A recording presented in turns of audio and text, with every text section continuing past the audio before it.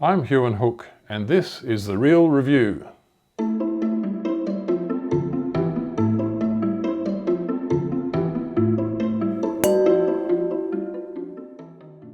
The wine we're tasting today is Pikes Traditionale Riesling 2020 from the Clare Valley.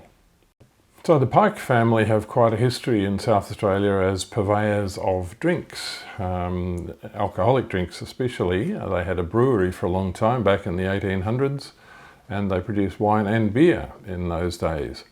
It wasn't until relatively recent times that the brothers Neil and Andrew Pike established the existing winery in the Polish Hill River sub-district of the Clare Valley. So the brothers Andrew and Neil Pike, both highly trained and experienced people in the wine business. Andrew was a viticulturist who had a career with South Corp, or Foster's it might have been called then, before the family companies began. And then his brother Neil is a trained winemaker, and Neil has been the chief winemaker at Pikes up until very recently. He only retired, I think, last year. And Steve Baraglia is the chief winemaker now, and Steve was in it for a long time working with Neil and is an outstanding winemaker, especially Riesling specialist. So Pikes Vineyards and Winery are located in the Polish Hill River sub-region of the Clare Valley, which is a side valley which goes off to the eastern side of the Clare Valley proper. It's slightly higher altitude, very slightly cooler, and the soils are quite different. They're slate-based soils as compared to limestone-based soils, which you find in the Watervale region, which is probably the best-known sub-region of Clare. The wines are subtly different as a result. So what does this wine taste like? Very pale colour. The first thing you notice is it's light. It's a 2020 vintage, so it's very young. And they do start off very pale in colour, and they gradually build colour as they age. And it has a beautiful nose. It has a superb nose of floral fragrances, talcum powder, fresh flowers, gardenia, all sorts of aromatics that you can find in that wine. And beautifully precise and clean, and just a superbly made wine. There's nothing aberrant about that at all. Let's have a taste.